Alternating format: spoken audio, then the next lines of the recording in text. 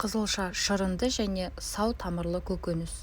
Бұл көкөніс борщ, винегрет, сельдь под шубой және басқа да көптеген танымал тағамдардың ажырамас бөлігі болып табылады.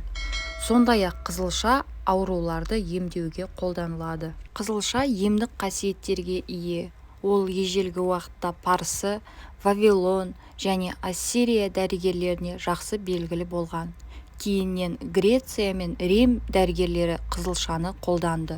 Бұл түбірлік дақыл Ресейде пайда болған кезде ол бірден тамақ дайындауда да, медицинада да кеңінен қолданылды. Ал қазір біздің заманымызда қызылша мен оның шырыны әлі де емдік мақсатта қолданылады. Бұл көкөніс А, С, ПП дәрумендеріне, сонымен қатар Б тобының дәрумендеріне бай.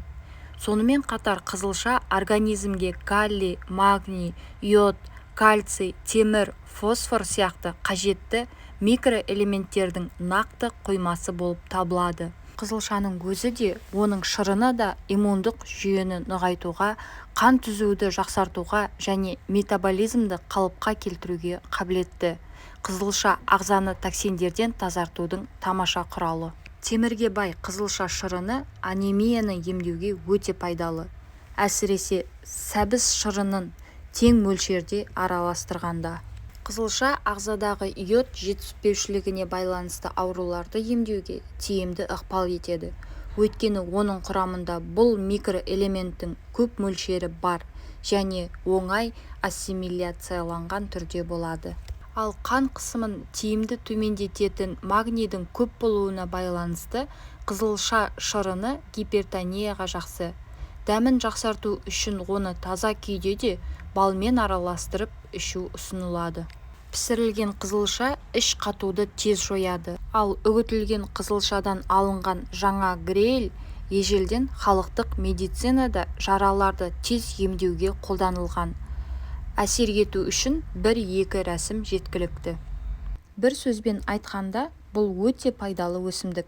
Дегенмен, қызылша мен оның шырынының барлық артықшылықтарымен қоса, қарсы көрсеткіштері туралы да есте сақтау қажет.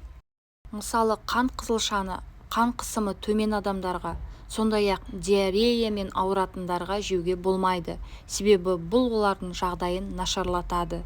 Қызылша қант диабетінде де қарсы. Бұл тамырлы көкөніспен секпелдерден арылуға болады. Ол үшін жаңа сығылған шырынды суық, бірақ қайнаған сумен бірдей мөлшерде араластыру қажет.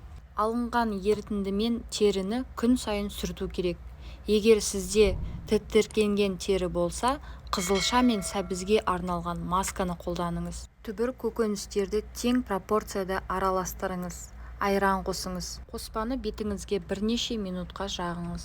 Қызылшаның пайдасы ең алдымен тамыр дақылының сапасына байланысты. Қызылшаны өзіңіз өсірген дұрыс. Егер бұл мүмкін болмаса, оны сенімді сатушылардан сатып алуға тырысыңыз.